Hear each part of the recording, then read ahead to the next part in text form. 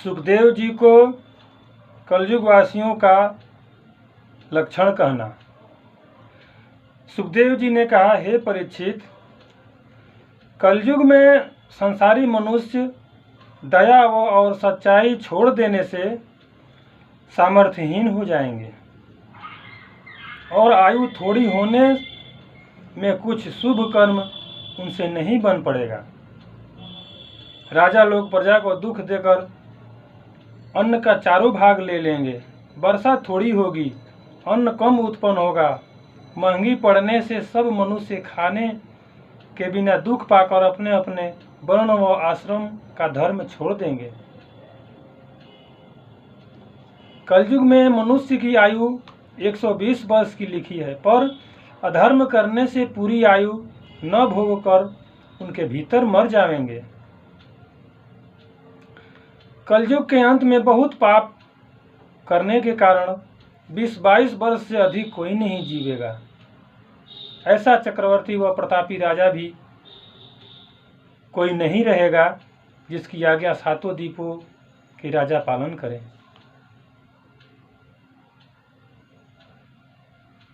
जिनके पास थोड़ा सा भी राज्य व देश होगा वे अपने को बड़ा प्रतापी समझेंगे। आयु थोड़ी होने पर भी मनुष्य व धन, थोड़ी आयु होने पर भी पृथ्वी व धन लेने के लिए आपस में झगड़ा करेंगे और अपना धर्म व न्याय छोड़कर जो मनुष्य उसको द्रव्य देगा उसका पक्ष करेंगे, पाप पुण्य का विचार न रखेंगे। चोरी व कुकर्म करने और झूठ बोलने में अपनी अवस्था बिताकर दमड़ी की कौड़ी के लिए मित्र से शत्रु हो जाएंगे। गायों में दूध बकरी के समान थोड़ा होगा। ब्राह्मणों में कोई ऐसा लक्षण नहीं रहेगा जिसे देखकर मनुष्य पहचान सके कि यह ब्राह्मण है। पूछने से उसकी जाति मालूम होगी। धन पात्र की सेवा सब लोग करेंगे। उत्तम मध्यम वर्ण का कुछ विचार नहीं रहेगा। व्यापार में छल अधिक होगा। स्त्री पुरुष का चित मिलने से ऊंच नीच जाति आपस में भोग विलास करेंगे। ब्राह्मण लोग अपना धर्म कर्म छोड़कर जनेऊ पहनने से ब्राह्मण कहलाएंगे।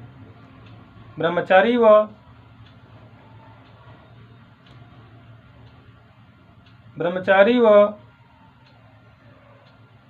वानप्रस्थ जटा सिर पर बढ़ाकर अपने आश्रम के आचार विचार छोड़ देंगे। उत्तम वर्ण कंगाल से धन पात्र मध्यम वर्ण को अच्छा समझेंगे। झूठी बात बनाने वाला मूर्ख मनुष्य सच्चा और ज्ञानी कहलावेगा।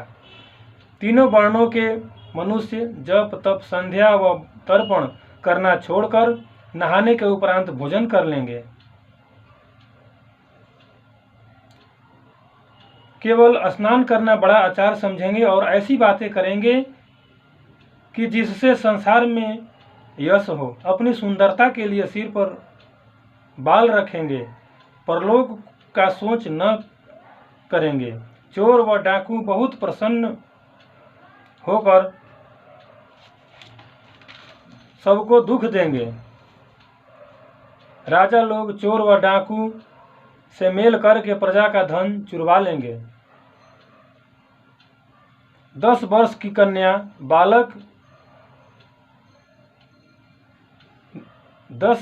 कन्या बालक जनेगी और कुलीन स्त्रियां दूसरे पुरुष की चाह रखेंगी। अपना कुटुंब पालने को सब लोग अच्छा जानेंगे। अपना कुटुंब पालने वाले को सब लोग अच्छा जानेंगे। केवल अपने पेट भरने से सब छोटे बड़े प्रसन्न रहेंगे। बहुत लोग अन्न व वस्त्र का दुख उठावेंगे। वृक्ष छोटे होंगे, औषधों में गुण नहीं रहेगा। शूद्र के समान चारों वर्णों का धर्म होगा। राजा लोग थोड़ी सी समर्थ रखने पर भी पृथ्वी लेने की इच्छा रखेंगे। गृहस्थ लोग माता पिता को छोड़कर ससुर साले और स्त्री की आज्ञा में रहेंगे। निकट के तीर्थों पर विश्वास न रखकर दूर के तीर्थों में जाएंगे, पर तीर्थ में नहाने और दर्शन करने से जो फल मिलते हैं उस पर भी उनको निश्चय न होगा। होम और यज्ञ आदि संसार में कम होंगे।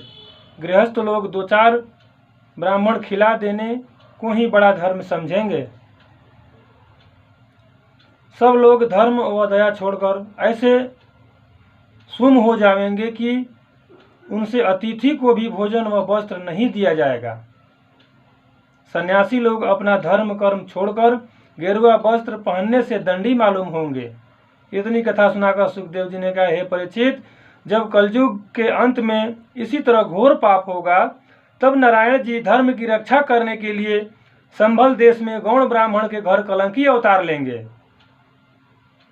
नीले घोड़े पर चढ़कर हजारों राजाओं और अधर्मियों और पापियों को खड्ग से मार डालेंगे। जब उनके दर्शन मिलने से बचे हुए मनुष्यों को ज्ञान प्राप्त हो जाएगा, तब वे लोग पाप करना छोड़कर अपने धर्म से चलेंगे। उनके 800 वर्ष उपरांत सतयुग होगा। सब छोटे बड़े अपना धर्म करेंगे। हे राजन, इसी तरह ब्राह्मण, क्षत्रिय, वैश्य, शूद्र चारों वर्णों का वंश बराबर चला आता है।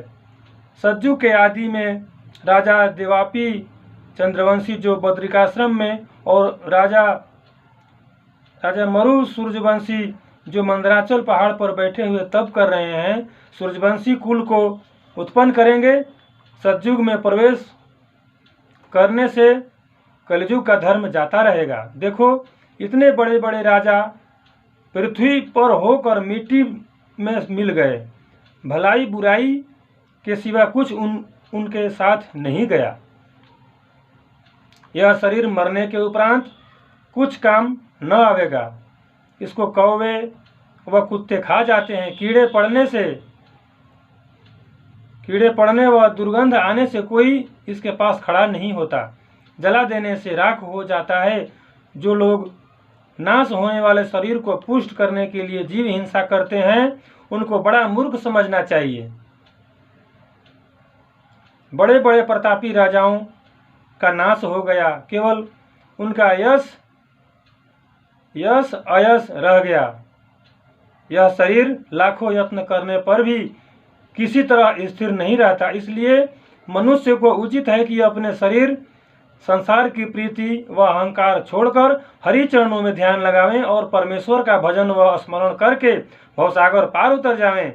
मनुष्य तनु पाने का यही फल है, नहीं तो पीछे बहुत पछतावेगा। हे परीक्षित, तुम बड़े भाग्यवान हो जो अंत समय परमेश्वर की कथा व लीला सुनने से तुम्हारा मन लगा है। प्रेम से बोलिए वृंदावन बिहारी लाल की जय, नारायण भगवान की जय।